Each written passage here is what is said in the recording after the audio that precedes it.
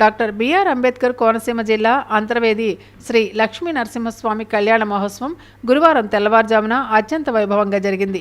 వేద మంత్రోచ్చారణల మధ్య శ్రీ లక్ష్మీ నరసింహస్వామి వారు ఉభయదేవీరులైన భూదేవి శ్రీదేవిని కళ్యాణమాడారు. సరిగ్గా 1:56 తెల్లవారితే గురువారం రోహిణి నక్షత్రయుక్త వృశ్చిక లగ్నం పుష్కరాసనమందు జరిగిన ఈ పరిణయ వేడుకను వేలాది మంది భక్తులు తిలకించారు.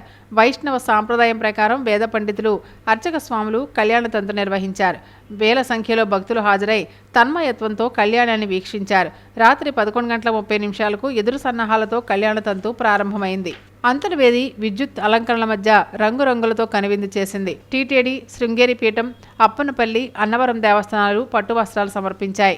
అంతర్వేది శ్రీ లక్ష్మీ నరసింహస్వామి దేవస్థానం బుధవారం కళ్యాణ మహోత్సవ శోభతో వెల్లివిరిసింది.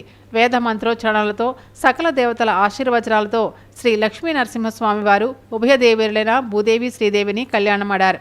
శ్రీ వైకాసన ఆగమనాసారం వైష్ణవ సాంప్రదాయం ప్రకారం ఆలయ స్థానాచార్యులు వింజమూరి రామరంగాచార్యులు, ప్రధాన అర్చకులు పాణింగపల్లి శ్రీనివాస్ కిరణ్, పెద్దింటి శ్రీనివాస్, వేద పండితులు చింతా వెంకటశాస్త్రి సమక్షంలో అర్చక బృందం, పేరూరు ఉద్దండ పండితులు కళ్యాణం నిర్వహించారు.